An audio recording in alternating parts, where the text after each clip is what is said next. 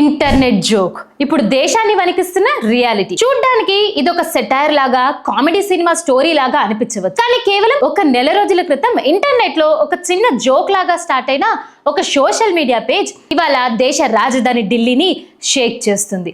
దాని పేరే సిజేపీ, cockroach Janata party. దానికి ఏ విధమైన పొలిటికల్ బ్యాక్గ్రౌండ్ లేదు, రూపాయి ఫండింగ్ లేదు, జనాన్ని తరలించడానికి ఫ్రీ బస్సులు కూడా లేవు, బిర్యానీ ప్యాకెట్లు అస్సలే లేవు. కేవలం దేశంలో ఎడ్యుకేషన్ సిస్టమ్ పై, ఎగ్జామ్ పేపర్ లీకేజ్ పై యువతలో ఉన్న రగిలిపోయే కోపమే ఇవాళ ఢిల్లీ జంతర్ మంతర్ వద్ద 40 డిగ్రీ ఎండలో వేలాది మంది స్టూడెంట్స్ ని రోడ్డుపైకి తెచ్చింది. మొహానికి కాక్రోచ్ మాస్కులు వేసుకొని, చేతిలో నేషనల్ ఫ్లాగ్ ని పట్టుకొని వీరు చేస్తున్న ఈ ప్రొటెస్ట్ వెనుక భారతదేశ భవిష్యత్తుకు పట్టి పీడిస్తున్న ఒక భయంకరమైన ఎడ్యుకేషనల్ క్రైసిస్ దాగుంది. ఒకసారి ఈ cockroach Janata party time line గమనిస్తే ఎవరికైనా మైండ్ బ్లాక్ అవ్వాల్సిందే. మే 2026లో కోర్టులో ఒక జడ్జి చేసిన కామెంట్స్ ఆధారంగా కేవలం నిరసన తెలపడానికి పుట్టిన ఒక మీమ్ పేజ్ ఇది. చూస్తూనే ఇన్స్టాగ్రామ్ లో ఏకంగా 2.2 కోట్ల పైగా ఫాలోవర్లు సంపాదించుకుంది. దేశంలో top most political party official handles కంటే ఇది చాలా ఎక్కువ. దీని క్రేజ్ ఏ రేంజ్ కి వెళ్ళిందంటే నేషనల్ సెక్యూరిటీ పేరుతో దీని ట్విట్టర్ అకౌంట్ ని ప్రభుత్వం తక్షణమే బ్లాక్ చేయించింది. కానీ సోషల్ మీడియాలో మొదలైన ఈ ఫైర్ జూన్ 6, 2026 నాటికి ఢిల్లీ జంతర్ మంతర్ వద్ద భారీ స్టూడెంట్ గర్జనగా మారి గ్రౌండ్ రియాలిటీగా రూపొందిందంటే మీరు నమ్ముతారా? అది నిజంగా మారింది. ఒక్కసారి ఆలోచించండి. దేశంలో పెద్ద పెద్ద పొలిటికల్ పార్టీలు కోట్ల రూపాయలు ఖర్చు పెట్టి దశాబ్దాల పాటు కష్టపడితే రాని ఫాలోయింగ్ ఈ సిజేపీకి కేవలం కొన్ని రోజుల్లోనే ఎలా వచ్చింది? ఎందుకంటే ఇది కేవలం ఒక పేజ్ కాదు, దేశంలో ప్రతి స్టూడెంట్ గుండెల్లో ఉన్న ఒక ఆవేదన. నీట్ పేపర్ లీకేజ్, సిబిఎస్ఈ మార్కుల వాల్యుయేషన్ లోపాలు, చదువుకున్న జాబ్స్ రాని అన్ఎంప్లాయ్మెంట్ ప్రాబ్లం, ఇవన్నీ యువతను రోడ్డు మీదకి తెచ్చాయి. ఈ మూవ్మెంట్ ఫౌండర్ అభిజిత్ అమెరికాలో బోస్టన్ సిటీ నుండి నేరుగా ఢిల్లీ ఐజిఐ ఎయిర్పోర్ట్లో ల్యాండ్ అయినప్పుడు అతని చేతిలో డాక్టర్ అంబేద్కర్ గారి బయోగ్రఫీ బుక్ ఉంది. ఇదంతా ఫారెన్ నుండి నడుస్తున్న ఆన్లైన్ డ్రామా అని, గ్రౌండ్ లెవెల్లో వీరికి ఒక్కరు కూడా సపోర్ట్ చేయరని మెయిన్ స్ట్రీమ్ మీడియా ప్రచారం చేసింది. కానీ జూన్ 6వ తేదీ మార్నింగ్ జంతర్ మంతర్ వద్దకు వచ్చిన క్రౌడ్ ని చూసి ఆ మెయిన్ స్ట్రీమ్ మీడియా నోళ్లు మూతబడిపోయాయి. ఆన్లైన్ సపోర్ట్ ను ఆఫ్లైన్ లో పోరాటంగా మార్చి చూపించారు ఇండియన్ స్టూడెంట్స్ కూడా. జూన్ 6వ తేదీ ఉదయం 7:30 గంటలకి ఢిల్లీ, ఉత్తరప్రదేశ్, హర్యానా, ఉత్తరాఖండ్ రాష్ట్రాలలో నుండి స్టూడెంట్స్ వాలంటీర్లుగా సొంత డబ్బులు ఖర్చు పెట్టి ఢిల్లీలో చేరుకున్నారు. కేవలం మన దేశపు జెండా, చదువుకున్న బుక్స్ మాత్రమే ఉన్నాయి. తాము పీస్ఫుల్ గా నిరసన తెలుపుతామని చెప్పడానికి పోలీసులకి రోజ్ ఫ్లవర్స్ కూడా ఇచ్చారు. కానీ ఇక్కడే ఒక వింతైన ట్విస్ట్ జరిగింది. సాధారణంగా రైతులు లేదా టీచర్స్ ప్రొటెస్ట్ చేయాలి అని అంటే 7 రోజుల ముందే అప్లై చేసుకోవాలి. చాలాసార్లు పర్మిషన్ రిజెక్ట్ అవుతుంది. కానీ ఈ కాక్రోచ్ జనతా పార్టీకి మాత్రం అభిజిత్ ఎయిర్పోర్ట్ లో దిగగానే పోలీస్ నేరుగా అక్కడికి వచ్చి స్పెషల్ వింగ్ ఆఫ్ అరైవల్ తరహాలో ప్రొటెస్ట్ చేయడానికి పర్మిషన్ లెటర్ చేతిలో పెట్టేశారు. ఈ విచిత్రమైన స్పీడ్ ని చూసి పొలిటికల్ అనలిటిక్స్ ముక్కు మీద వేలేసుకున్నారు. దేశంలో హక్కుల కోసం పోరాడే రైతుల మీద, రెజ్యులర్స్ మీద లాఠీ చార్జీలు చేసే పోలీసులు ఈ సోషల్ మీడియా పార్టీకి ఎయిర్పోర్ట్ లోనే పర్మిషన్ ఎందుకు ఇచ్చారు? దీని వెనుక ఉన్న లాజిక్ ఏంటి? ఏదేమైనా గ్రౌండ్ లెవెల్లో స్టూడెంట్స్ ఎనర్జీ మాత్రం అమేజింగ్ గా మారిపోయింది. Ladakh education reformers, climate activist Sonam తను బ్యాగ్ తగిలించుకుని నేరుగా ఆ నిరసనకి వచ్చి స్టూడెంట్స్ కి మద్దతు ప్రకటించడంతో జంతర్ మంతర్ ఒక్కసారిగా హోరెత్తిపోయింది. కోట్లాది మంది స్టూడెంట్స్ లైఫ్స్ తో ఆడుకుంటున్నారు. ఎడ్యుకేషన్ సిస్టమ్ మార్చకపోతే దేశానికి ఫ్యూచర్ లేదు. రెస్పాన్సిబిలిటీ తీసుకున్న కేంద్ర విద్యాశాఖ మంత్రి ధర్మేందర్ ప్రధాన్ వెంటనే రిజైన్ చేయాలి అని సోనం గారు డిమాండ్ చేశారు. ఒకవేళ ఆ నిరసనలో అభిజిత్ ని కనుక అరెస్ట్ చేస్తే తను 6 నెలల పాటు నిరాహార దీక్షలో కూర్చుంటానని సోనం గారు అనౌన్స్ కూడా చేశారు. అయితే ఈ పీస్ఫుల్ ప్రొటెస్ట్ పాడు చేయడానికి కొందరు కావాలనే వచ్చి స్లోగన్స్ ఇస్తూ గొడవకి దిగారు. స్టూడెంట్ యాంటీ నేషనల్స్ అని ముద్ర వేయడానికి ట్రై చేశారు కూడా. కానీ స్టూడెంట్స్ ఎక్కడా వాళ్ళ పీస్ఫుల్నెస్ ని కోల్పోకుండా ఆ ప్రొయాక్టివ్ ఎలిమెంట్స్ కి దూరంగా ఉంటూ తమ నిరసన కంటిన్యూ చేశారు.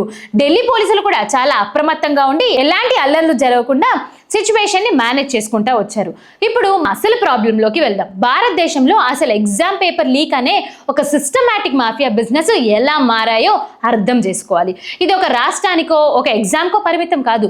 గుజరాత్ నుండి బీహార్ వరకు, తెలంగాణ నుండి రాజస్థాన్ వరకు ప్రతి చోట ఒకే విధమైన ఫార్మాలిటీ మనం చూస్తూనే వస్తుంది. ప్యాటర్న్ కూడా కనిపిస్తుంది. ఒక ఎగ్జామ్ నోటిఫికేషన్ రాగానే ఆ మాఫియా నెట్వర్క్ యాక్టివ్ అయిపోతుంది. ప్రింటింగ్ ప్రెస్ల దగ్గర నుండి ఎగ్జామ్ సెంటర్ల ఇన్వెస్టిగేటర్ వరకు అందరినీ కొనేస్తున్నారు.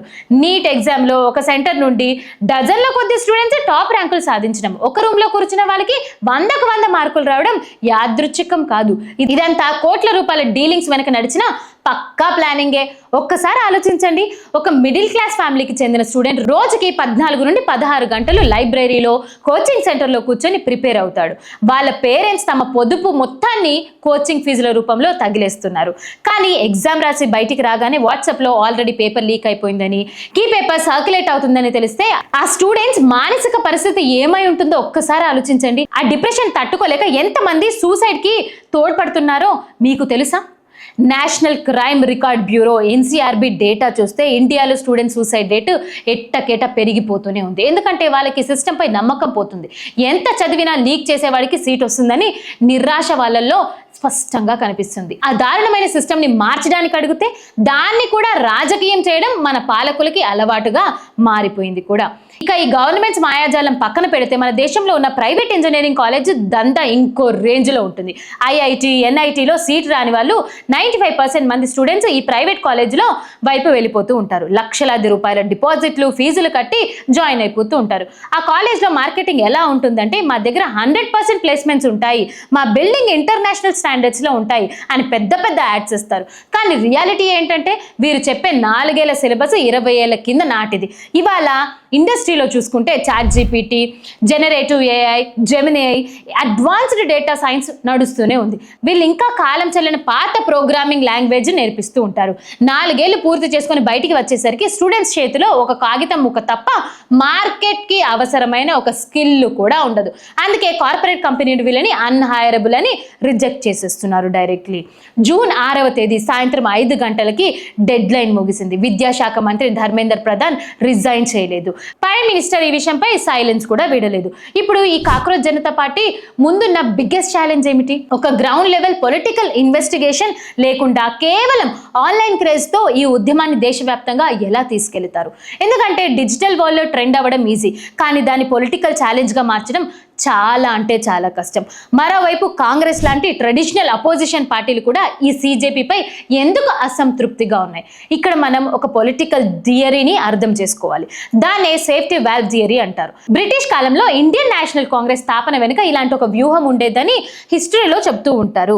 ప్రజలు తీవ్రమైన కోపంలో ఉన్నప్పుడు, అసంతృప్తితో ఉన్నప్పుడు కుక్కర్ లాగా అది ఒక్కసారి బ్లాస్ట్ అవ్వకుండా ఉండడానికి కొద్దిగా సేఫ్ వాల్వ్ లాగా చిన్న చిన్న ప్రొటెస్ట్ ప్రభుత్వానికి పర్మిషన్ ఇస్తుంది.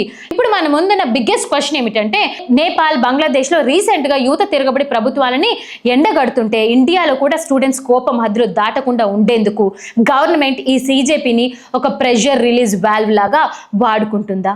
ఆలోచించండి. కాంగ్రెస్ అనుబంధ విద్యార్థి సంఘం NSUI దేశవ్యాప్తంగా 50కి పైగా ప్రొటెస్టులు చేసింది.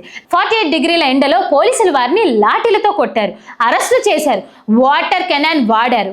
కానీ వారికి మెయిన్ స్ట్రీమ్ మీడియాలో హై టైం డిబేట్ రాలేదు, సోషల్ మీడియాలో విపరీతమైన ట్రెండింగ్ రాలేదు. కానీ ఏ పొలిటికల్ పార్టీకి సంబంధం లేదని చెప్పుకునే CJPకి మాత్రం ఎయిర్పోర్ట్లోనే పర్మిషన్ దొరికిపోయింది. ప్రశాంతంగా నిరసన చేసుకునేలా మీడియా కవరేజ్ కూడా లభిస్తుంది.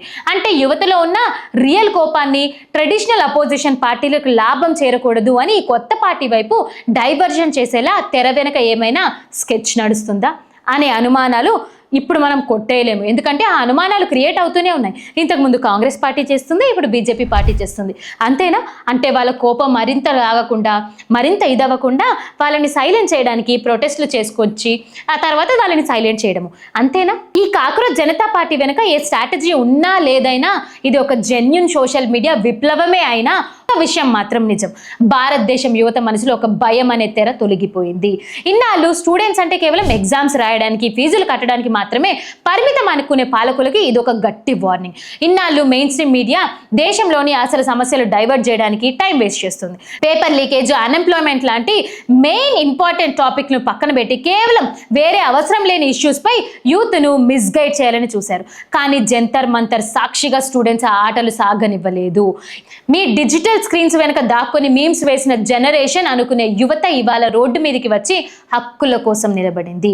ఈ కాక్రోచ్ జనతా పార్టీ సాధించిన బిగ్గెస్ట్ విక్టరీ రేపు ఎలక్షన్స్ లో గెలవడమా లేదా ఒక మినిస్టర్ చేత రిజైన్ చేయించడమా కాదు, ఈ దేశంలో ప్రశ్నించడం అనేది ఒక రైట్, అదొక ట్రెండ్ అని యువతకు నేర్పించడమే ఈ ఉద్యమంలో సాధించిన అతిపెద్ద విజయం. మన డెమోక్రసీలో ఓటు వేయడం ఎంత ముఖ్యమో ఓటు వేసిన తర్వాత ప్రభుత్వాన్ని క్వశ్చన్ చేయడం కూడా అంతే ముఖ్యం. ఈ సిస్టమ్ మనల్ని ఎప్పుడు లొంగిపోయేలా ఉండమనే కోరుకుంటుంది. ఎడ్యుకేషన్ సిస్టమ్ నాశనం అయిపోతున్నా, ఎగ్జామ్స్ లీక్ అయిపోతున్నా సైలెంట్గా క్లాస్ రూమ్లో కూర్చోమంటుంది. కానీ చీకట్లో ఉండే బొద్దింకలు ఇవాళ వెలుతురులోకి వచ్చాయి. సూర్యుడు కింద నిలబడి మాకు ఆన్సర్ చెప్పాలి అని పాలకుల కళ్ళల్లో కళ్ళు పెట్టి అడుగుతున్నారు. తమ లైఫ్స్ మరియు కెరియర్ నాశనం చేస్తుంటే చూస్తూ ఊరుకోము అని వాళ్ళు ముందుకొచ్చి అడుగుతున్నారు, ప్రశ్నిస్తున్నారు. ప్రభుత్వాన్ని, అధికారులను తమ బాధ్యత గురించి క్వశ్చన్ చేయడం యాంటీ నేషనల్ కాదు, అది ఈ దేశంపై మనకున్న ప్రేమకు నిదర్శనంగా మారుతుంది. మన భారతదేశం అంటే కేవలం పొలిటికల్ లీడర్లు, ఒక ప్రభుత్వమే కాదు. ఈ దేశం అంటే ఇక్కడ కోట్లాది మంది ప్రజలు, వారి ఫ్యూచర్. యువత భవిష్యత్తు బాగుంటేనే దేశం బాగుంటుంది. వ్యవస్థలో లోపాలని ప్రశ్నించడం ఆపకండి. మీ హక్కుల కోసం పోరాడండి, ప్రశ్నించండి. సాంప్రదాయ విద్యా వ్యవస్థ మాయాజాలంలో పడకుండా మీ కెరియర్ని అద్భుతంగా మార్చుకోవడానికి ప్రతి ఒక్క స్కిల్ని మీరు నేర్చుకోండి. ఇండస్ట్రీలో కోర్సులు ఇవన్నీ తీసుకోవడం కంటే మీకై మీరు టైం కేటాయించండి. తెలియని విషయం గురించి నేర్చుకోవడానికి ట్రై చేయండి. ఇదంతా విన్న తర్వాత CJP గెలుస్తుందా, ఓడిపోతుందా, దీనివల్ల అసలు ఏం మార్పు వచ్చింది, అసలు ఏదైనా చేంజ్ అవుతుందా అవదా అనేది ఈ కాక్రోచ్ జనతా పార్టీ దేశవ్యాప్తంగా ఇలాగే దూసుకుపోగలదా, లేక ఇదొక టెంపరీ సోషల్ మీడియా ట్రెండా, అసలు ఏమనుకుంటున్నారో మీ ఒపీనియన్ ఖచ్చితంగా మా కామెంట్ బాక్స్లో తెలియజేయండి. ఇలాంటి మరిన్ని వీడియోస్ కోసం చూస్తూనే ఉండండి భారత్ ఆవాజ్.